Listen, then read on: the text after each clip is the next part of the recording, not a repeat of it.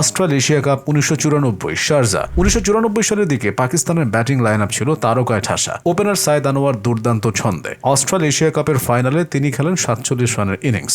আমির সোহেলের bat থেকে আসে 69 run. তাদের 96 রানের উদ্বোধনী জুটি পাকিস্তানকে এতটাই শক্ত ভিত এনে দেয় যে ভারত রানের গতি কমাতে পারেনি। বাসিত আলীর 57 বলে 58 রানের ইনিংসে পাকিস্তান পৌঁছায় 250-এ। তাড়া করতে নেমে ভারতের শুরুটা ছিল বাজে। ওয়াসিম আকরামের প্রথম ওভারেই আউট হন অজয় জাদেজা। এরপর সচিন টেন্ডুলকার ও নভজ্যোত সিধু। মাত্র চতুর্থ আন্তর্জাতিক ম্যাচে বেদাদে প্রথমে নার্ভাস থাকলেও শেষ পর্যন্ত 45 বলে 44 রান করেন, যার মধ্যে ছিল 4টি ছক্কা। তবে তিনি আউট হতেই 48 রানের মধ্যে শেষ 5 উইকেট হারিয়ে ফেলে। টি-20 বিশ্বকাপ 2007 জোহানেসবার্গ। 2007 ইতিহাসের প্রথম টি-20 বিশ্বকাপ পেয়েছে স্বপ্নের ফাইনাল। ভারত প্রথমে ব্যাট করতে নামে বর্তমান প্রধান কোচ গৌতম গম্ভীর 54 বলে করেন 75 রান। শেষ দিকে নেমে রোহিত শর্মা করেন 16 বলে অপরাজিত 30। 20 ওভারে ভারত করে 5 উইকেটে 157। পাকিস্তানের উমর গুল 28 রানে নেন 3 উইকেট। ইমরান নাজির 13 বলে 33 রান করে রবিন উতাপ্পার সরাসরি থ্রোয়ে রান আউট হলে পাকিস্তান বড় ধাক্কা খায়। এরপর রুদ্রপ্রতাপ সিং ও ইরফান পাঠান 3টি করে উইকেট নিলে পাকিস্তান